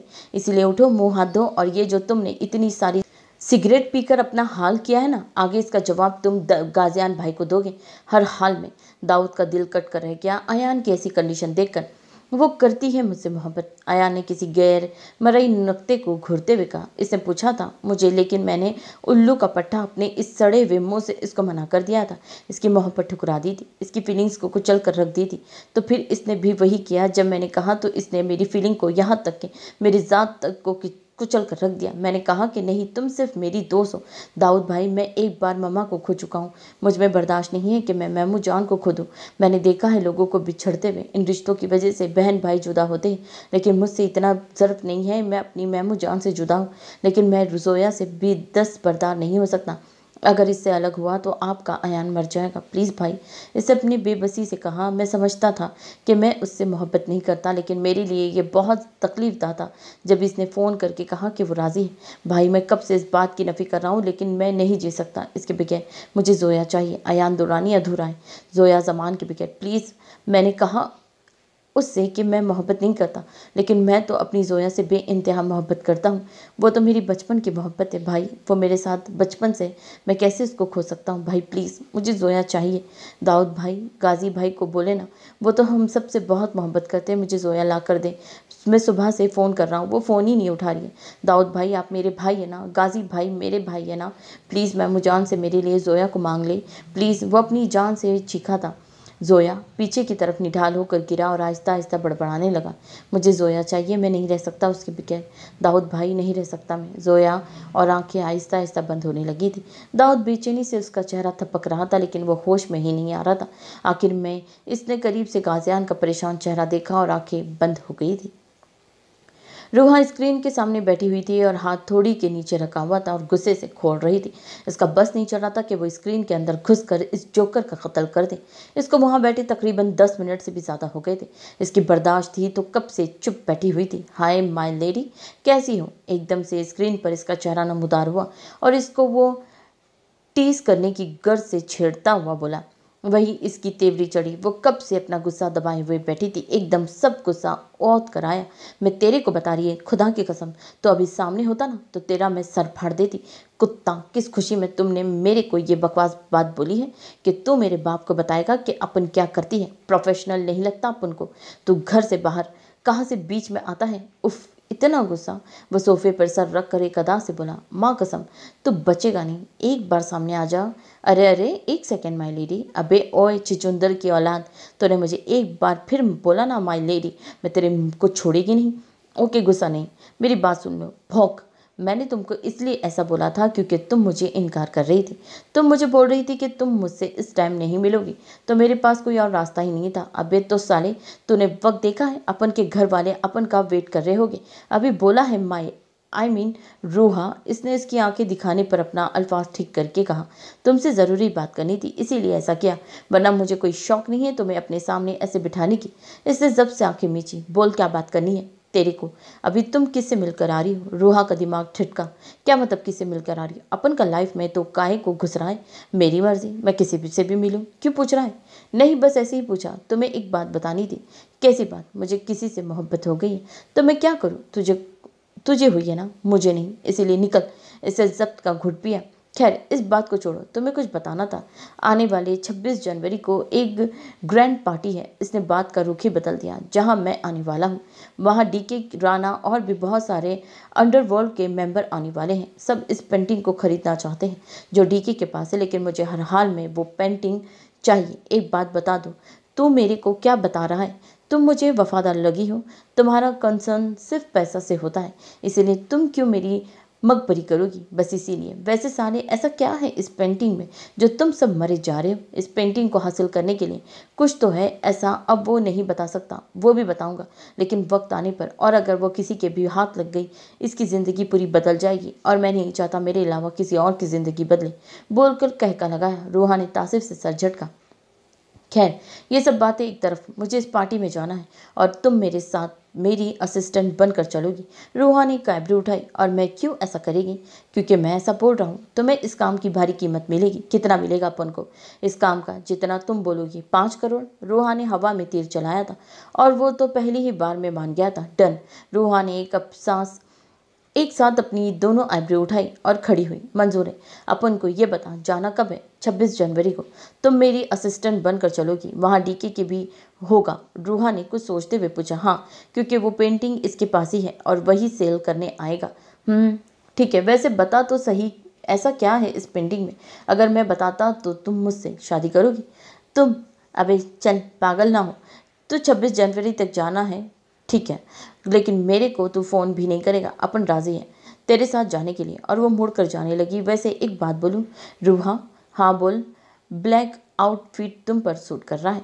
I like it. इसने अपना मुंह वापस इसकी तरफ किया और बेतासी निगाहों से इसकी जानिब देखा। तुझे अच्छा लगता है अपनी बेइज्जती करवाना? इसने हंसते हुए इस बात में सर हिलाया। तो तू बहुत ही बड़ा बेगैरत है। बेगैरतों की भी कई कई अकसाम होती हैं, और तुझे पता है तू कौन सी किस्म का बेगैरत है? वो जो सबसे अव्वल दर्जे पर आती है, तू उसी दर्जे का बेगैरत है।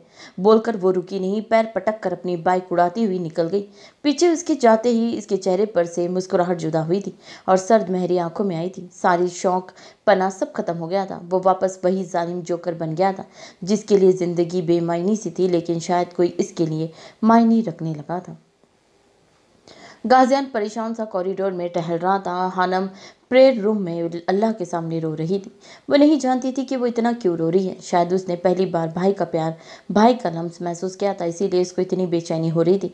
आंख बार बार भर रही थी। गाजिया ने आईसीयू के एक नज़र देखा और सामने कुर्सी पर सर नीचे करके इंतज़ार करने लगा।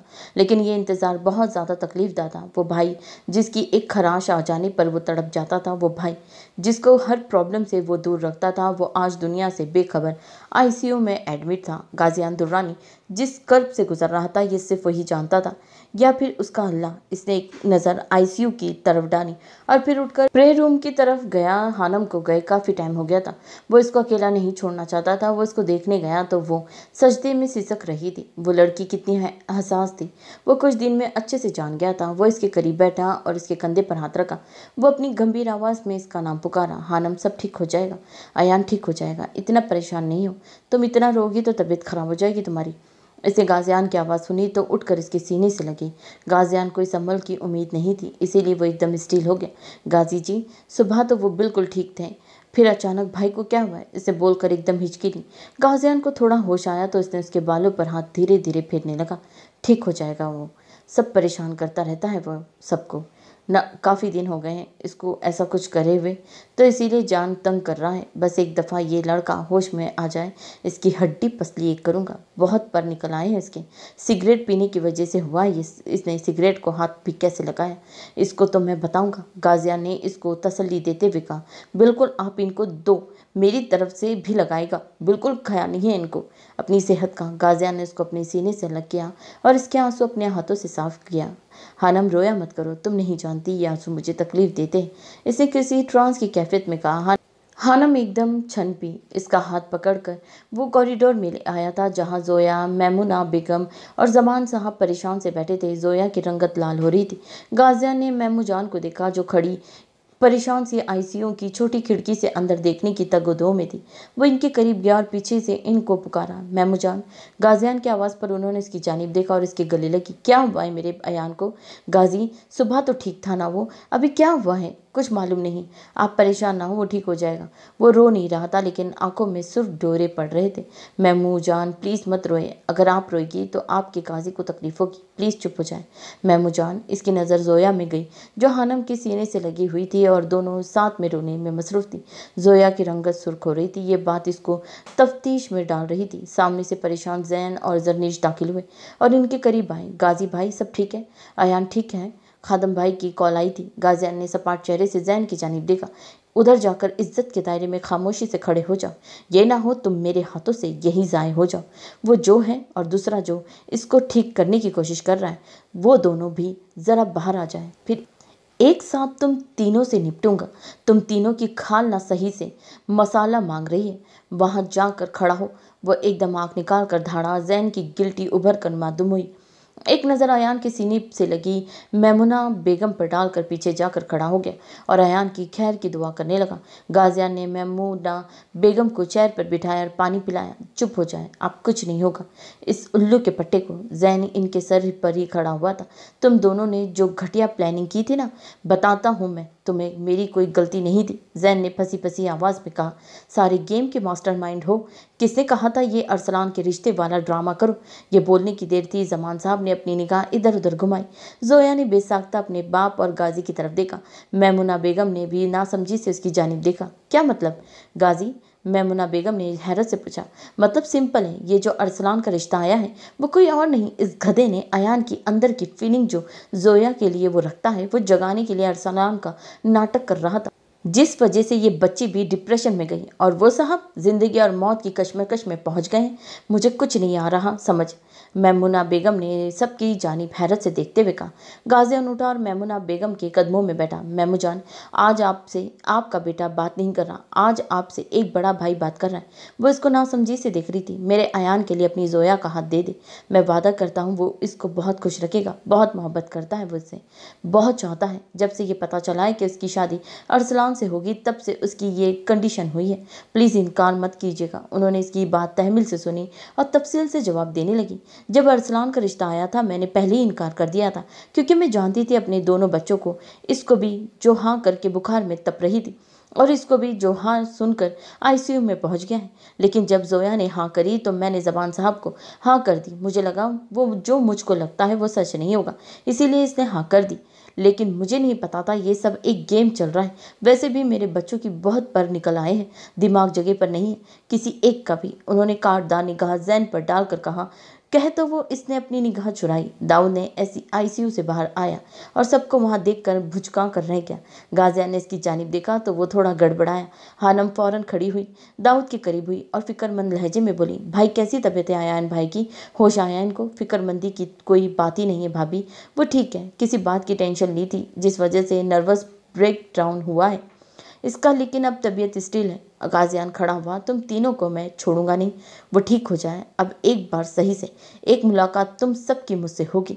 दाऊद ने जैन की जानिब देखा तो इसने गले पर हाथ फेर कर मारने वाला साइन दिया और दाऊद की गिल्टी उभर कर मालूम हुई। मैमुना बेगम का चेहरा ये सब सुनने के बाद एकदम सपाट हो गया था। जोया की हिचकियां बंद हो गई थी। हानम अब की इसकी तबीयत का सुनकर अपने आंसू साफ कर रही थी। वो खड़ी हुई और दाऊद के करीब आई। ये अच्छा नहीं करा आप तुम दोनों ने, इसकी सज़ा लाजमी मिलेगी। और वो जो अंदर बैठा है ना, इसको भी कोई माफ़ी नहीं मिलेगी, याद रखना। तुम सब, गाजी मैं घर जा रही हूँ। एक नज़र रोती बिलखती जोया पे डाली। मुझे ये रिश्ता मंजूर है। अयान के अस्पताल से आने के बाद इन दोनों का निकाह सादगी से कर देंगे और इन दोनों की पढ़ाई के बाद धूमधाम से रुखसती। गाजियान ने सुनकर असबात में सर हिलाया। वो जमान साहब की तरफ मुड़ी। जबान साहब, आपसे कुछ अकेले में बात करनी है, ज़रा घर चलना पसंद करेंगे आप? वो एक एक लफ्ज़ चबा चबा कर बोली। हानम को बेसाख्ता जमान साहब पर हंसी आई, लेकिन गाजियान की घुरी पर दांत अंदर हो गए। गाजियान ने सबको सपाट नज़रों से देखा और जैन को आंखों ही आंखों में इशारा किया तो वो कुछ समझता हुआ इसके पीछे गया। कॉरिडोर में हानम जरनीश रोती हुई जोया को संभालने की कोशिश कर रहे थे।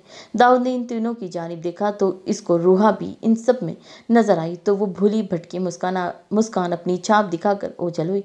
वो सर में हाथ फेरता हुआ वापस आईसीयू में रूम में दाखिल हुआ। थोड़ी देर में अयान को वार्ड में शामिल कर दिया था। वो बेचैनी से उसका इंतज़ार कर रही थी। घड़ी में वक्त देखा तो रात के 11 बज रहे थे। वो काफ़ी देर से गाजियान का इंतज़ार कर रही थी। इस वक्त वो सीक्रेट रूम में थी। जोकर की बातों ने इसका दिमाग बिल्कुल माफ़ कर दिया था और सबसे खतरनाक बात यह थी कि वो इस पर नज़र रख रहा था, यानी इसको इस पर शक हो रहा था। ये बात बहुत हैरानकुन थी कि उसने कहाँ चूक की जहाँ पर वो शक कर रहा था। अभी वो इन्हीं बातों की सोच में थी। दरवाज़ा खोलकर गाजियान इंटर हुआ और इसके बाद जैन इन दोनों को देखकर सरत से खड़ी हुई। अस्सलाम वालेकुम, इसे दोनों को मुश्तरका सलाम किया। गाजियान ने गर्दन हिलाकर सलाम का जवाब दिया। अलबत्ता जैन ने पूरी जोश से इसको अपने सीने से लगाया और आवाज़ बुलंद सलाम का जवाब दिया। गाजियान ने इसकी अदाकारी को नागवारियत से देखा। क्या हुआ है गुड़िया, इतनी जल्दी में क्यों बुलाया है तुमने मुझे? सब ठीक है? वो कुर्सी खींच कर बैठता हुआ बोला। भाई कुछ ठीक नहीं है। जैन भी गाजियान के सामने वाली कुर्सी पर बैठा। रूहा सरबराही कुर्सी पर बैठी हुई थी। दरअसल मैं अभी दाऊद से मिलने गई थी। डेट मारी जा रही है बहना, जैन ने सुनकर लुकमा दिया। दोनों ने इसकी तरफ सीरियस निगाहों से देखा तो वो एकदम सटपटाया। यार सॉरी, जस्ट किडिंग। इसकी तरफ से ध्यान हटाकर वापस गाजियान की तरफ मतवजा हुई। तो मैं जब घर जा रही थी तो जोकर की कॉल आई और इसने मुझे मिलने के लिए बुलाया। गाजी भाई, इसको मुझ पर थोड़ा ही बहुत सही लेकिन शक हो रहा है। क्या मतलब? दोनों एक साथ बोले, क्योंकि ये खतरनाक बात थी। बहुत अजीब बातें कर रहा था। किससे मिल कर आ रही हो, कहाँ गई थी, ये सब। तो वो दोनों थोड़ा रिलैक्स होकर पीछे हुए। तुम टेंशन ना लो, तुम्हारी ड्रेसिंग की वजह से इसने तुक्का मारा होगा। लेकिन भाई बहुत अजीब है वो इंसान, अजीब से अजीब बातें करता है मुझसे रिलेटेड। अरे वो तो तेरे को पसंद कर रहा होगा। इंसान का बच्चा बन जा, ये ना हो यहाँ पर तेरा दम निकाल दूँ और तू पर है हम करता रहे। गाजियान एकदम जिच होकर दहाड़ा तो इसने दोनों को दांत दिखाए। मजाक जैन भाई, ये सिचुएशन सीरियस है, इसमें मजाक मस्ती नहीं, ओके? वैसे यार गुड़िया, तो इस बात से परेशान हो रही है कि वो तुझसे ऐसी बातें कर रहा है, इसीलिए तूने हमें यहाँ बुलाया है? अरे नहीं यार, रूहा झुंझला कर बोली। जैन, अगर तेरे हलक से आवाज़ अभी निकली ना, अब कसम से यही खुद खड्डा खोद कर अंदर डाल दूंगा। अब तेरा मुंह सिर्फ काम की बात पर खुले। गाजियान ने उसको बुरी तरह झटका। ज़रोहा ने दोनों को हैरत से देखा लेकिन सर झटक कर वापस मतवज्जा हुई। भाई, जो मैंने आपको बताया था और हमें अंदर से भी यही पता चला है, ये लोग कोई पेंटिंग की बात कर रहे हैं। याद है आपको? वहाँ याद है मुझे अच्छे से, क्योंकि ये केस मैं ही लीड कर रहा हूँ। इस पर ही भी अभी पूरी इंटेलिजेंस टीम वर्क कर रही है। जी भाई, ये लोग बहुत कुछ बड़ा प्लान कर रहे हैं जो पाकिस्तान मुल्क के लिए बिल्कुल भी सेफ नहीं होगा। वो बोल रहा था कि पेंटिंग पूरी ज़िंदगी बदल सकती है। मुझे समझ ही नहीं आ रहा ऐसा क्या है जिसके पीछे पूरा अंडरवर्ल्ड पागल हो रहा है। मुझे पता है। गाजियान की आवाज़ पर रूहा ने चौंक कर उसकी जानिब देखा। जहन भी उसकी जानिब मतवज्जा हुआ। वो पेंटिंग कोई आम पेंटिंग नहीं है, वो पेंटिंग बहुत खास है। और पता है वो खास क्यों है? इसको बनाने में जो रंग इस्तेमाल हुए वो कोई आम रंग नहीं है। वो रंग जहर है जो दूसरे मुल्क भेजकर दवाई के जरिए पाकिस्तान में इंपोर्ट होगी। वहाँ ये सैंपल के जरिए जाएगा। इन सब का प्लान बहुत खतरनाक है। मैंने इस जहर तक रसाई हासिल करनी है। अब बस इसको टेस्ट करने के लिए लैब भेजना है। लेकिन भाई, ये सब आपको कैसे मालूम हुआ? रूहा की हैरत में डूबी हुई आवाज़ हलक से बरामद हुई। जैन भी बोला, और वो जहर आपको कैसे मिला? रूहा, याद है तुम्हें? हमको डीके के बंदों के सामने प्रिटेंड करना था कि हम दोनों एक दूसरे के पक्के दुश्मन हैं। जी याद है। डीके का खास आदमी मौजूद था, सरफराज। हाँ, वो डीके का राइट हैंड है। रूहा ने इसकी मालूमात में इजाफा करने की कोशिश की थी। नहीं, वो डीके का बंदा नहीं है। गाजियान ने जितने आराम से ये बात बोली थी उतने ही खतरनाक तरीके से रूहा की समात पर बम फोड़ा था। वो डीके का बंदा नहीं है तो कौन है? प्लीज़ ये मत कहना कि वो इंटेलिजेंस टीम का बंदा है। वो है इंटेलिजेंस टीम का मेंबर। गाजिया ने इसकी बात पर मोहर लगाई। नहीं नहीं यार, बेचारे को इतना जलील किया है मैंने। बात बात पर कभी मुझे कुछ नहीं बोलता था। वो सामने से वो शुरू में डीके का ही बंदा था, लेकिन जब मैंने इसको देखा तो मैं इससे बाहर मिला था। इसको समझाया, इसको अपनी टीम में शामिल किया और सबके सामने ऐसा फील करवाता है कि वो है तो डीके का बंदा, लेकिन असल में वो इंटेलिजेंस टीम का मेंबर बन गया है। इसके दिल में मुल्क से जो जज्बा अब है ना, शायद वो किसी के दिल में ना हो। रूहा मुस्कुराई थी, इसीलिए ये सब इन्फॉर्मेशन मुझे इसी ने दी थी। और वो जहर भी जो पेंटिंग के रंगों में इस्तेमाल किया गया है वो भी उसी ने ही मुझे दिया है। अभी वो मेरे पास है और घर पर मौजूद है। तो इसका मतलब है ये सब अगर पाकिस्तान में आता है तो बहुत सी मासूम जानें बेमौत मारी जाएगी। जैन ने कुछ सोचते हुए कहा, सही कहा, ऐसा ही होगा। गाजियान ने इसकी बात सुनकर इस बात में सर हिलाकर इसकी बात की तायद की। ये सब लोग पेंटिंग 26 जनवरी को लॉन्च करने वाले हैं। इन लोगों ने एक ग्रैंड पार्टी रखी है जिसमें अंडरवर्ल्ड के डॉन मुल्क के गद्दार शामिल होंगे और वहाँ खुद जोकर भी आएगा। इससे कहा है कि मैं इसके असिस्टेंट बनकर जाऊँ। समझ नहीं आ रहा मुझे वो इतनी आसानी से सब क्यों कर रहे हैं। जो भी है रूहा, लेकिन वो हमारे लिए आसानी कर रहे हैं। यही मैं चाहता था गुड़िया। मतलब? जैन ने नासमझी से पूछा। एक साथ सारे मगरमच्छों का खात्मा करें। 26 जनवरी वाले दिन ये लोग अपनी ज़िंदगी का आखिरी सूरज देखेंगे। गाजियान ने एक कज़म से कहा। और तुम्हारा क्या बना है? इसने बोलकर रूहा की जानिब देखा जो मुस्कुरा कर उसी की जानिब देख रही थी। मेरा क्या बना है? कल निकाह रखा है फुप्पा ने। हाँ, इसी सिलसिले में उससे मुलाकात करने गई थी। मेरे बगैर रख लिया बाबा ने निकाह? जैन ने दुख से कहा। तो गाजियान ने इसको सपाट निगाहों से देखा। तू अगर अब भी एक दफ़ा जाएगा ना तो वो माफ़ कर देंगे बेगैरत, लेकिन तू थोड़ी जाएगा? तेरे पाँव में मेहंदी लगी हुई है ना। इसको छोड़कर गुड़िया बता क्या बात हुई है? फिर दाऊद से। मैंने दाऊद को अपने बारे में सब बता दिया है, सिर्फ इस चीज़ कि मैं कौन हूँ और क्या काम करती हूँ। सही किया है, देखते हैं क्या करता है। और अगर निकाह कल होता है तो रूहा कल ही रुखसती होगी तुम्हारी, क्योंकि अब तुम सेफ नहीं हो वहाँ। अगर गुड़िया की रुखसती हो गई तो मम्मा बाबा सेफ नहीं होगी। जैन ने परेशानी से कहा।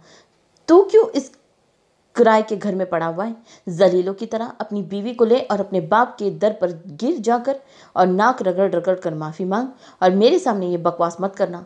वो सेफ नहीं है, वो नहीं है। कल तुम्हारी रुखसती होगी और तुम कल अपने घर दफा हो जाना। इस अपार्टमेंट की जान छोड़कर जा रहा हूँ मैं अस्पताल। मेरी बीवी वहाँ अकेली होगी, मेरी वाली भी अकेली होगी। वह धीमी आवाज़ में मनमनाया। तुम मरो साथ यहाँ बैठकर अंडा देने है, बोलकर रूहा के सर पर हाथ रखा और लंबे लंबे ढक भरता हुआ वहां से निकलता चला गया। ये क्यों अंगारा उंगल रहे हैं आप पर? रूहा ने नासमझी से गाजियान के रवैया देख कर कहा। यार, मेरा जो निकाह हुआ है ना, मैंने उसका गुस्सा मैमू जान पर निकाल दिया और अयान की फीलिंग अंदर से निकलने के चक्कर में बेचारे को अस्पताल पहुंचा दिया। फिर इतना तो बनता है इनका रिएक्शन। मना किया था ना मैंने छोटे के साथ ये सब ना करो, बहुत हसास है वो। अच्छा हाँ ना मेरी अम्मा, अभी तू पता नहीं ये ग्रीन मॉन्स्टर पता नहीं क्या करेगा हमारे साथ। अच्छा, अयान की तबीयत कैसी है? इसने इसकी बात सुनकर उसकी तबीयत के बारे में फिक्रमंद लहजे में पूछा। अपने मजनू की तबीयत बेहतर है, साले को कुछ नहीं हो सकता। अच्छा, अब मैं भी चलता हूँ, कल मम्मा और बाबा से गालियाँ भी खानी है और इनके हाथ के खाने भी। वह एक आंख विंक करता हुआ बोला। दोनों ने कहका लगाया और एक साथ बाहर निकले। ये तीनों कॉरिडोर की बेंच पर बैठी हुई थी और तीनों के बीच एक खामोशी का राज था। जोया जब से आई थी इसने एक भी बात किसी से नहीं की थी। आंखें मूंद कर सर कुर्सी के पीछे रखा हुआ था। हानम और जरनिश भी खामोशी से बैठे जोया की तरफ देख रहे थे। दाऊद आईसीयू से बाहर आया तो सामने ही इनको बैठे देखा। इसकी नज़र जोया पर गई तो एक एहसास नदामत से अपनी गलती का एहसास हुआ। वो इसके करीब गया और हिम्मत करके बोला, जोई गुड़िया, अयान अब पहले से काफ़ी बेहतर है, वो ठीक है, अब तुम परेशान ना हो। इसकी आवाज़ पर इसने आंखें खोली और दाऊद की तरफ देखा। आपने ये सब क्यों किया? इसने नम लहजे में कहा। सॉरी यार, वो बस थोड़ा हिचकिचाहट हो रही थी। लेकिन फिर खुद को कंपोज करके बोला, अयान अपनी फीलिंग को एक्सेप्ट नहीं कर रहा था, इसीलिए तुम्हारे बाबा के साथ मिलकर जैन और मैंने ये प्लान बनाया था और मुझे तो अंदाज़ा भी नहीं था कि मेरे भाई की ये कंडीशन हो जाएगी। प्लीज़ माफ़ कर देना। इसने इसकी बात सुनकर सर्द सांस खारिज की और सारी बातों को इग्नोर करके बोली, क्या मैं अंदर जा सकती हूँ? इससे मिल सकती हूँ और 2 थप्पड़ लगा सकती हूँ?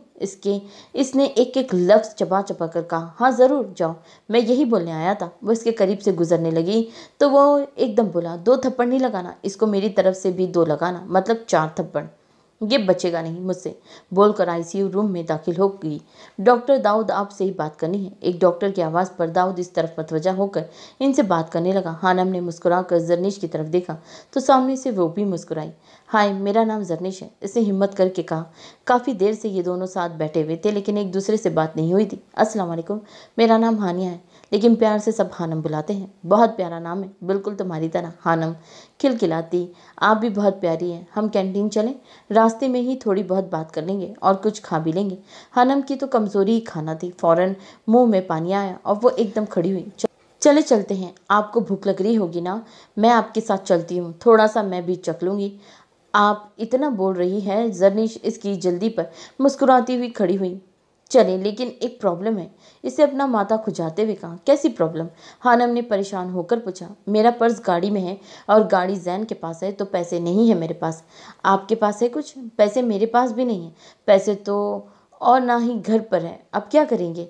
इसने उदासी से कहा और वापस कुर्सी पर बैठी तो जरनिश भी इसके बराबर में बैठी। कोई बात नहीं, अभी जैन और गाजियान आ रहे होंगे ना, फिर हम चलेंगे कुछ खाने पीने। लेकिन पता नहीं गाजी जी और जैन भाई कब तक आएंगे, इसे उदासी से कहा। लेकिन कॉरिडोर में खड़े दाऊद पर इसकी नज़र पड़ी तो चहकती हुई वापस कुर्सी से खड़ी हुई। पैसे तो मिल गए हैं। वो कैसे? वो भी इसके साथ खड़ी हुई। दाऊद भाई तो है ना यहाँ, अभी हम इनसे लेते हैं, बाद में दे देंगे, लेकिन अच्छा नहीं लगेगा, इसने थोड़ा झिझकते हुए कहा। अरे नहीं ना, मेरे तो भाई है, मैं लेकर आती हूँ। वो दाऊद के करीब गई तो दाऊद ने बात को मुख्तसर करके हानम की तरफ मतवजा हुआ। जी भाभी, कोई काम था? हमें कैंटीन जाना है और मेरे पास पैसे नहीं है, भूख भी लग रही है थोड़ी थोड़ी, इसीलिए लाए, दे पैसे, बोलकर उसके सामने अपनी हथेली फैलाई। दाऊद ने बेसाख्ता मुस्कुराया और जेब से वॉलेट निकालकर चंद हजार के नोट इसकी हथेली पर रखे। ये सारे नहीं चाहिए, सिर्फ एक नोट दे दें। सही, जैसे आप कहें भाभी। इसे मुस्कुराते हुए सारे नोट अपनी जेब में वापस रखे। इसने खुश होते हुए पैसे जरनिश को दिखाए और वापस दाऊद की तरफ मुड़ी। भाई आप इजाज़त दे तो मैं जरनिश के साथ कैंटीन चली जाऊं? जी बिल्कुल जाएं, और लेकिन अपना ख्याल रखिएगा। अगर ग्रीन मॉन्स्टर को पता चला आपको ज़रा सी भी तकलीफ हुई है तो जानती है ना क्या हशर होगा मुझ मासूम का। वैसे ही वो मुझे काटने को दौड़ रहे हैं, मेरी हड्डी अलग कर देंगे। वो बोला तो हानम कहका लगा कर कॉरिडोर में गूंजा तो इसने मुस्कुराकर इसकी जानिब देखा जिसकी आंखें रोने के बाद लाल हो रही थी। हंसती रहा करे प्यारी भाभी, आप रोती हुई अच्छी नहीं लगती हैं। बहुत अहम है आप हमारे लिए, क्योंकि आप मेरी छोटी बहन हैं। इससे हानम के सर पर हाथ रखा। जरनिश बहुत प्यार से इन दोनों की तरफ देख रही थी। कितना मान था इनके रिश्ते में। इसकी आंखों में बेसाख्ता नमी चमकी। आप भी परेशान नहीं होंगे, आपकी बहन आपको ग्रीन मॉन्स्टर की शर से बचा लेगी। तो दोनों ने कहका लगाया। चले भाई, मैं कैंटीन जा रही हूँ। ओके जरनिश। वो दोनों जाने लगे तो दाऊद की आवाज़ पर एक साथ मुड़ी। हाँ बोलो दाऊद। मेरी प्यारी भाभी का ख्याल रखना, अकेला मत छोड़ना इनको। हाँ टेंशन ना लो, अभी आ रहे हैं हम। ओके। वो दोनों चलती हुई कॉरिडोर से गुजर गई। दाऊद जब तक देखता रहा जब तक वो दोनों नज़रों से ओझल नहीं हो गई। मुझे तुम्हें कुछ बोलना है। हानम जरनिश के एक बार फिर बोलने की हिम्मत करे। जी बोले। हानम खुश दिली से बोली। I am sorry. इसने नदामत से कहा। सॉरी, लेकिन क्यों? हानम ने हैरत से पूछा। याद है हमारी पहली मुलाकात जिसमें मैंने तुम्हें भागी हुई लड़की बोल दिया था, इसीलिए मैं बहुत शर्मिंदा हूँ। कोई बात नहीं, मेरे लिए इतना ही बहुत है कि आपको अपनी बात का महसूस हो गई। तुम बहुत प्यारी हो। इसने बेसाख्ता इसके गाल पर चुटकी काटी तो हानम एकदम सुर्ख सी होने लगी। अरे तुम ब्लश कर रही हो, मैं तो लड़की हूँ। अरे तुम्हारे अभी मुझसे ये हाल है तो गाजियान के सामने कैसे जाती हो? पागल, वो हंसते हुए बोली। आप मुझे ऐसे नहीं बोल सकती, हानम ने नथने फुला कर कहा, क्योंकि मैं रिश्ते में आपसे बड़ी हूँ। और वो कैसे? तुम्हें अपनी एज का पता है और मेरी एज मालूम है? वो मुस्कुराकर बात सुनकर तमस्कराना अंदाज में बोली, कोई नहीं, फिर भी आपसे बड़ी हूँ। वो तहमुल से बोली, वो कैसे? हानम बीबी, ज़रा आप हमें बताना पसंद करेगी? बिल्कुल, देखिए मैं आपको समझाती हूँ। मैमू जान के 4 भाई बेटे हैं। सबसे बड़े बेटे गाजी जी, इसके बाद जैन भाई, फिर दाऊद भाई, फिर अयान भाई। तो मैं कौन हूँ? गाजी जी की बीवी, यानी मैमू जान के बड़े बेटे की बीवी। तो इस हिसाब से मैं आपके बड़े जेठ की बीवी हूँ। तो आप मेरे छोटे देवर की बीवी हैं, तो आप मेरी देवरानी हुई। तो इस हैसियत से आप मुझसे छोटी हैं और मैं आपसे बड़ी हूँ। बोले, सही कहा ना मैंने? इसने बेसाख्ता कहका लगाया था। हानम इसके साथ खिलखिलाती हुई किसी के वजह से टकराई तो वो हड़बड़ा कर पीछे हुई, लेकिन सामने जब इस शख्स की तरफ निगाह उठी तो आंखें बिल्कुल साकित हो गई। जरनिश हैरान होकर इसकी तरफ देखने लगी। सामने कोई और नहीं, हानम के बाबा यानी एसपी खावर मुल्क थे। उन्होंने अपने लब भींच कर हानम की जानिब देखा तो इसने खौफ से अपने खुश्क पड़ते होठ पर जबान फेरी और हिम्मत करके बोली, कैसे हैं आप बाबा? ठीक है। अब लहजा एकदम नम हो गया था। जरनिश को कुछ कुछ सिचुएशन समझ आने लगी, इसीलिए थोड़ी सी पीछे हट गई। जिंदा हूँ, सलामत हूँ, तुम्हारे सामने हूँ। उन्होंने आंखों में हजार शिकवे लिए कहा, ऐसा तो ना बोले बाबा। आंखों से आंसू टिप टिप करके गिरने लगे थे। बस यही वो मौका था जहाँ खावर मुल्क का दिल पिघला था और उन्होंने सब कुछ भुलाए अपनी बेटी को सीने में भींचा था। हानम तो इनके सीने से तड़प उठी थी और बिलक बिलक कर रोने लगी। वो इसकी पीठ थपक रहे थे। बाबा आप बहुत याद आ रहे थे, अन्नू मम्मा सब बहुत याद आ रहे थे। इसे सर उठाकर आंसू भरी आंखों से कहा, तुम भी हमें बहुत याद आ रही थी। एक आंसू टूटकर हानम के बाल में जब्स हुआ। जरनिश की आंखों से भी आंसू बह निकले। गाजियान और जैन भी दाऊद से पता करके कैंटीन की तरफ आ रहे थे, लेकिन सामने का मंजर देख दोनों वहीं ठहर गए। जैन की निगाह जरनिश पर गई जो अपने आंसू साफ कर रही थी। इसको दुख हुआ था इसकी हालत पर। बाबा मैं भागी नहीं थी, आपकी हानम भागी नहीं थी, मैं जानता हूँ। उन्होंने इसका मुंह अपने हाथों के प्याले में थाम कर इसके माथे पर एक मोहब्बत भरा बूसा दिया, जिसको महसूस करके हानम ने आंखें मूंदी थी। मुझे लगता था कि तुम्हारे और अनु के होने से मुझे कोई फर्क नहीं पड़ता, लेकिन जब से तुम गई हो वो घर मुझे काटने को दौड़ता है। अपने बाबा को माफ़ कर दो हानम, अपने बाबा को इस अमल के लिए माफ़ कर दो मेरी जान, मेरा बच्चा। उन्होंने बोलकर वापस से इसको अपने सीने में भींचा। आप ऐसा ना बोले प्लीज़, आपकी हानम ऐसे अल्फाज नहीं सुन सकती। बाबा, उन्होंने इसको अपने सीने से लगाया। इनकी नज़र सामने खड़े ऑफिसर पर गई तो इनको याद आया वो यहाँ एक केस के सिलसिले में आए थे। जब उन्होंने सामने से हानम को आते देखा तो खुद पर काबू नहीं रख पाए और उसको अपने सीने में भींच लिया। माफ़ तो वो बहुत पहले ही कर चुके थे, बस आज खुद पर काबू नहीं रख पाए थे। घर चलो अपने बाबा के साथ। ये सुनकर गाजियान ने जब से जबड़े भींचे। नहीं बाबा, अयान भाई की तबीयत खराब है। इसने अपने आंसू साफ करके बोलने लगी। वो यहाँ एडमिट है, इसीलिए मैं अभी नहीं चल सकती हूँ, लेकिन मैं गाजी जी के साथ आऊँगी मम्मा और अनु से मिलने, और आपसे भी। पीछे गाजियान के तने असबाब इसके जवाब पर नरमी में ढले थे। अल्लाह तुमको खुश रखे मेरी जान, तुम्हारे बाबा तुम्हारा इंतज़ार करेंगे। अभी मैं चलता हूँ, लेकिन मुझे इंतज़ार रहेगा तुम्हारा, ठीक है मेरी जान? जी बाबा। इसने अपनी उल्टी हथेली से अपने आंसू साफ किए और इसको एक बार फिर अपने सीने से लगाकर इसके सर पर अपने लब रखे और खुदा हाफिज करके चले गए। पीछे वो रोते रोते मुस्कुराई और आसमान की तरफ देखकर अल्लाह का शुक्र अदा किया। जरनिश मुस्कुराती हुई इसके गले लगी थी। मुबारक हो तुम्हें हानम, आपको भी। वो भी खुश दिली से उससे मिली थी। गाजियान और जैन भी इनकी तरफ बढ़े। मुबारक हो भाभी, आपके बाबा आपसे राज़ी हो गए। इनकी आवाज़ पर दोनों मुड़ी थी और गाजियान को सामने देखकर चहक कर बताने लगी, बाबा मिले थे अभी गाजी जी, और उन्होंने मुझे माफ़ भी कर दिया और उन्होंने कहा है वो मेरा इंतज़ार करेंगे। हम चलेंगे ना मेरे घर?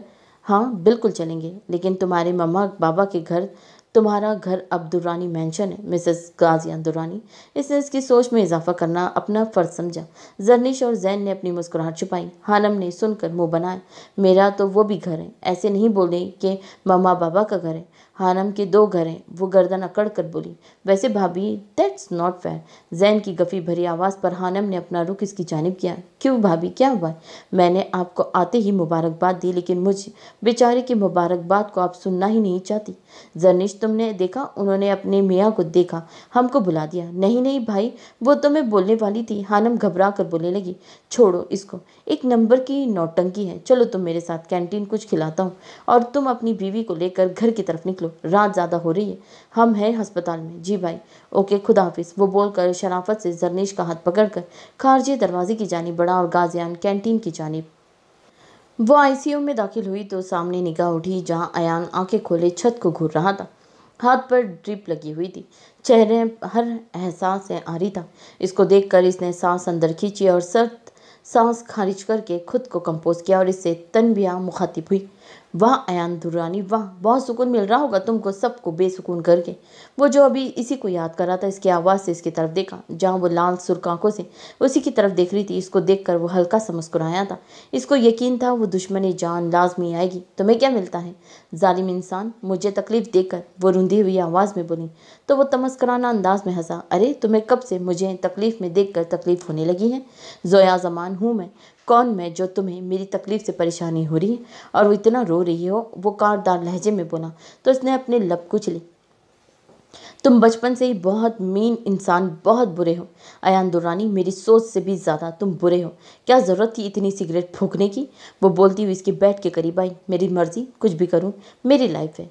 कौन हो तुम जो तुम इतना बोल रही हो? अहमियत क्या रखता हूँ जो तुम इतना बोल रही हो? इससे जब से आंखें मीची और इंतहाई दुख भरे अंदाज में बोली। मोहब्बत करती हूँ तुमसे बेपनाह, जिसकी कोई हद नहीं। मुझे तुमसे तब से मोहब्बत है जब से मुझे मोहब्बत के मायने पता चले थे। अयान दुर्रानी, कबूल कर रही हूँ मैं, जोया जमान को अयान दुर्रानी से बेइंतहा मोहब्बत है। अयान ने सुनकर एक गहरा सांस फिजा में खारिज किया और सुकून से आंखें मूंद ली। प्लीज़ जोई, एक बार फिर बोल दे प्लीज़। वो इल्तिजाई अंदाज में बोला। मुझे तुमसे मोहब्बत है। तुम मेरी रूह में बसते हो, मेरी बोलती है ना कच्ची उम्र की मोहब्बत अल्लाह किसी दुश्मन को भी ना कराए। जोया जमान तुमसे कच्ची उम्र से मोहब्बत करती है। I love you Ayaan, I really love you. Ayaan ने इसकी आंखों में देखा, जहाँ सिर्फ इसके लिए फिक्र और प्यार ही प्यार था। एक बात बताओ, तरस तो नहीं आ रहा ना तुम्हें मुझ पर? ऐसा क्यों बोल रहे हो? इससे नम सी आवाज़ में कहा।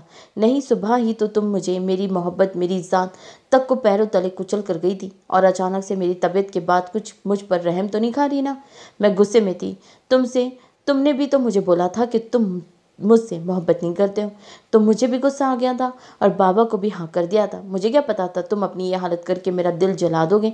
वो बोलकर आंखों पर हाथ रख के रोने लगी तो अयान दिल खोल कर मुस्कुराए और अपने ड्रीप वाले हाथ से इसकी आंखों पर से हाथ हटाया।